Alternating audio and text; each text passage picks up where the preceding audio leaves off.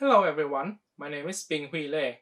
I'm Kevin Villeneuve. My name is Carlos Gonzalez Ochoa. We are going to present about accelerating direct data mush skinning using continuous example poses. First, to provide the context of our work, we revise delta mush deformer.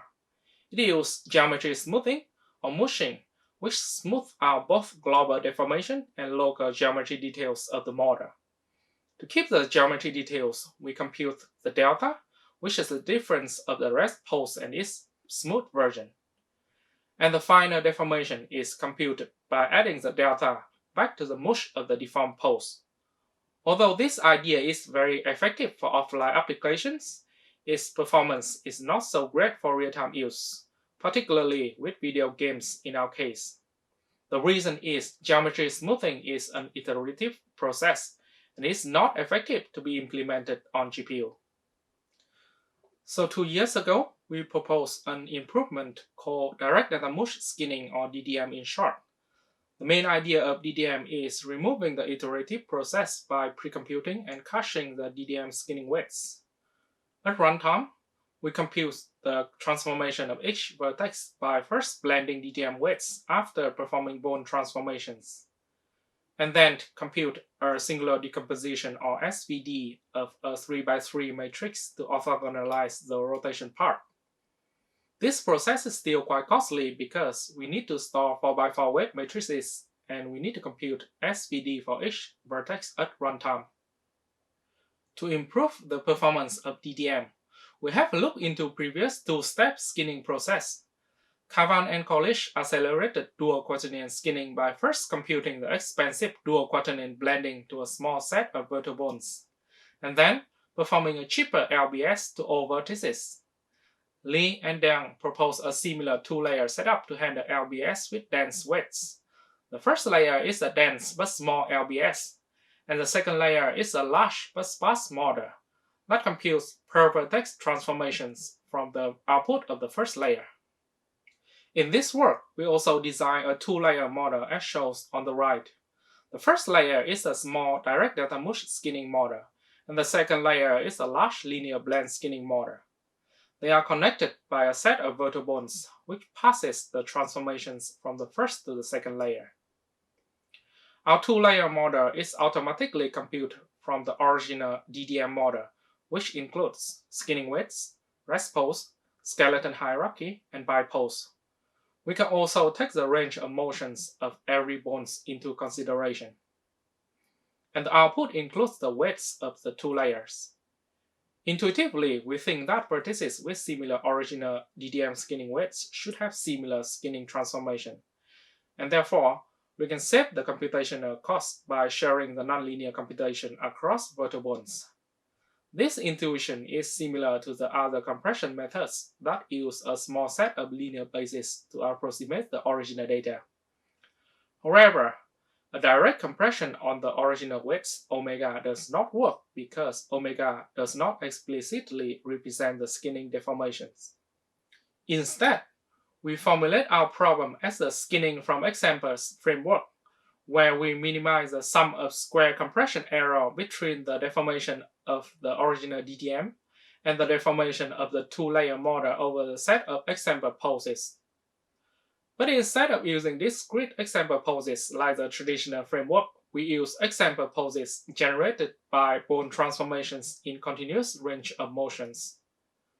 Here, we need special design example poses that only transform one bone at a time. Our error here is a function of bone transformation m and DDM weights omega.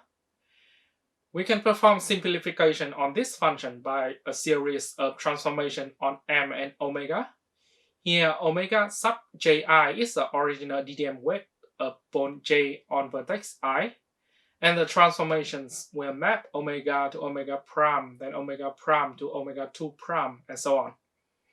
Each map here will resolve a particular problem, such as linearizing DDM model, handling the skeleton hierarchy, handling the bipose, and the range of motions for example poses. Our first map is the linearization map, recalling the original DDM model.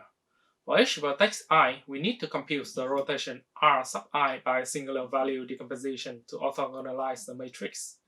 But this is difficult to formulate and optimize the objective function with this nonlinear operator. So we make a linear approximation by multiplying the inverse of the 3 by 3 matrix, which is computed from the sum of all DDM weights of vertex I.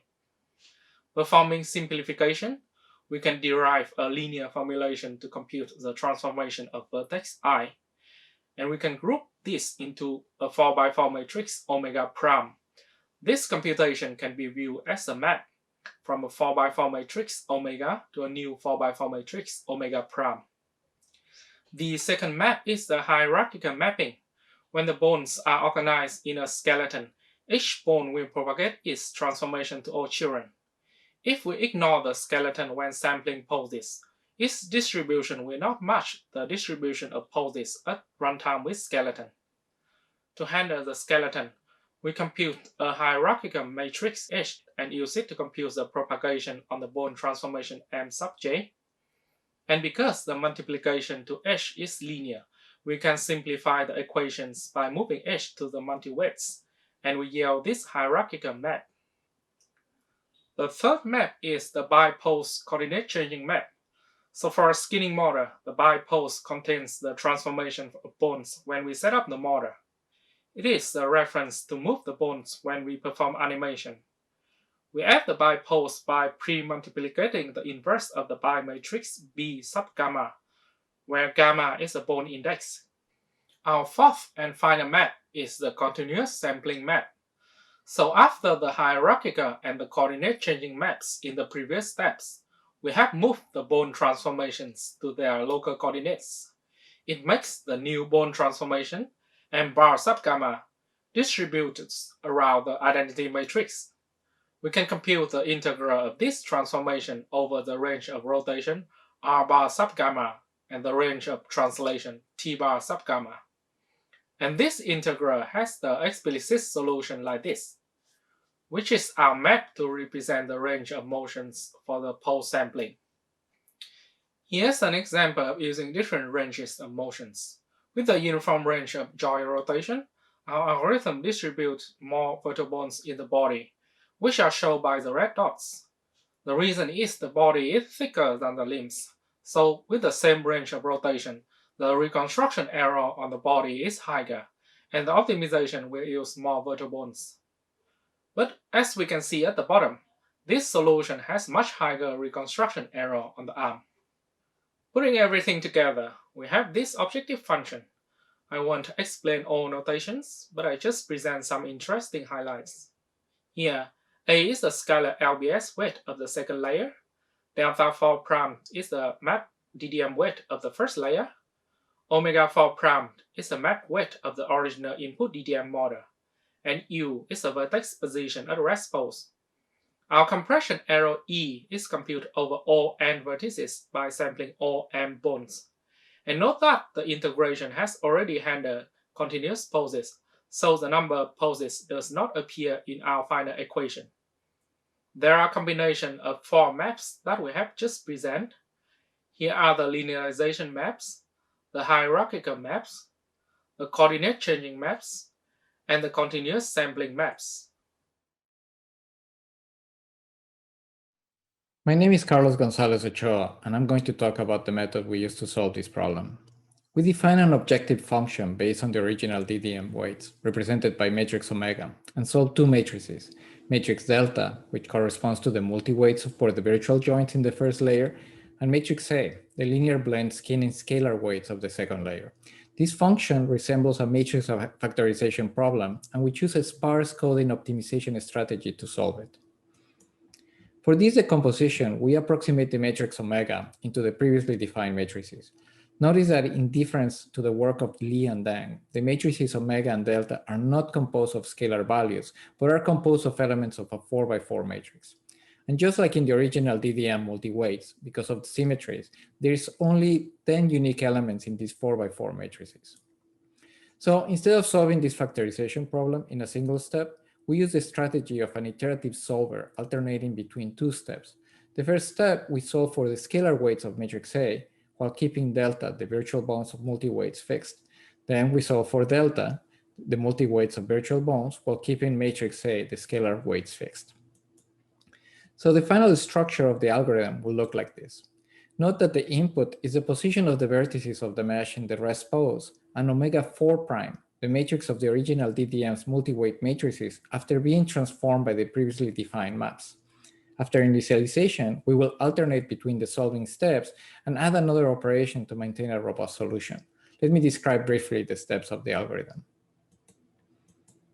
To initialize the matrices, we use farthest point sampling and select a number p number of vertices. This number p corresponds to the number of desired virtual bounds and is user-defined. From these vertices, indexed by k, we transfer their corresponding weights of the original DDM multi-weights to the corresponding virtual bound with index k. These weights will become the initial values of the virtual bounds. For each of these vertices, we update its scalar weight to point to the corresponding virtual joint. Notice that at this point, the multi-weights deltas are suboptimized, but we later will refine them. The second part of the initialization, we set initial conditions to the scalar weights for the rest of the vertices and update the multi-weights matrices. Using k-means clustering, we find clusters of the closest vertices to each one of the virtual bounds. Note that we're using a distance metric between a vertex to the virtual bound in the DDM multi-weight space, and we are not using Euclidean distances. From these clusters, we update the multi-weights of the virtual bound as the average of the original DDM multi-weights. We also update the scalar weights for each one of the vertices from the virtual bound to the vertex. Now we can see how the iterative part of the algorithm works. First, we're going to update the scalar weights. Remember, at this step, we keep the virtual joints fixed. We minimize per vertex and objective functions that uses a smoothness regularization scheme with constraints. We solve this using non-negative least squares with an affinity constraint, but please refer to the paper for more details. The next step, we're going to update the virtual bounds multi-weights by minimizing the following objective function. Remember, the scalar weights are kept fixed in this step. Unfortunately, this function is linear to delta 4 prime, but we cannot solve delta directly because the linearization map cannot be inverted. However, we can invert the hierarchical, the coordinate changing, and the continuous sampling maps and solve for delta prime. For implementation, we have derived an explicit formula to go from delta prime to delta using an iterative method, but please refer to the paper for more details. After the solver steps, we normalize the multi-weights to enforce symmetry and make sure that all the virtual bound scalar weights sum to 1. If we detect that the determinant of any of the virtual bounds is less than some tolerance, we skip the virtual bound update. This ensures robustness in the algorithm and forces all bounds to be fully utilized. If a virtual bound needs to be reinitialized or it has an insignificant contribution, in this case, we look for the vertex with the largest compression error and assign its original DDM weights for this virtual bound and resolve the scalar weights of the second layer. Hi, I'm Kevin Villeneuve, and I'll be talking about implementing our runtime algorithm on the GPU. First, I will talk about the floating point cancellation issue that we've encountered. To deform a mesh using DDM, a rotation matrix needs to be computed from the singular value decomposition of a 3x3 matrix. This matrix is computed as the difference of the top left corner and the cross product of two vectors. This calculation is particularly problematic since those two matrices can potentially contain very large values. Computing their difference leads to unstable results due to the floating point cancellation occurring. We see that this issue is particularly noticeable near the fingers of characters, where even a small error can lead to big deformation artifacts. This error is temporarily unstable and produces undesirable flickering in the animation of characters, such as this one. We propose to eliminate this issue by doing a coordinate change to the center of rotation, or equivalently as a translation. The end result is that we are able to compute this 3x3 matrix directly instead of computing it as the difference of two matrices with potentially big values that could cause floating point cancellation error to occur. This solution only requires an additional 3 folds per virtual bone and does not change the computation time. I'll now go into more details about the GPU implementation. Implementing our method in the game engine is straightforward. The DDM layer can be efficiently implemented as a compute shader, while the LBS layer can reuse the same shader already available in the game engine. For the 3x3 SVD, we use the fast and robust method proposed by McAdam and colleagues with 4 iterations. In order to obtain the best performance and to maximize GPU occupancy, we batch skinning on many characters. Here's a screen capture of our implementation running in real time. Real time in video game does not only mean 30 FPS. Since the frame time in a video game is usually shared between rendering, animation, physics, and gameplay, little time is left to do skinning. In practice, only a fraction of that frame time is available to do skinning. This means that any skinning method slower than LBS won't even be considered. In addition, the technique needs to use as little memory as possible. Even though GPU nowadays offers a lot of memory, AAA games consistently manage to fill it. Our work attempts to address both of those constraints. Here is the performance comparison between our model, DDM, and LBS. Sparse LBS denotes the original LBS model, and dense LBS denotes the model generated by DDM variant 5, which has more non-zero weights than the original LBS. Number in this table are average skinning time per vertex in nanoseconds. We can see that our model is about as fast as LBS and 2 times faster than DDM. So we hope that our technique can overcome the performance overhead and gain industry adoption just like the classical LBS did. Next, we show more results. Here's a visualization of our virtual bones, where each virtual bone is a red dot. During animation, these red dots are transformed by applying the virtual bone transformation generated by the first DDM layer. Here's a visualization of the compression error with different numbers of virtual bones. The height of this character is 185 centimeters, so the relative error here is mostly smaller than 1%. Because our 2-layer model is an approximation for DDM skinning, it preserves the distinctive features of DDM. In this example, both DDM and our model generated nice skin sliding for the chest of the character. This effect is not possible with previous techniques such as LBS, no matter of how you set up the skinning widths. With the spot widths, there is no global elastic effect on the belly, and with denser widths, the belly expands to 2 sides, which is due to the bulging artifact of LBS. And here's a visualization of our virtual bones animation. Another effect that our model inherits from DDM is the negative bulging, which can be used to improve the deformation near the hip joint.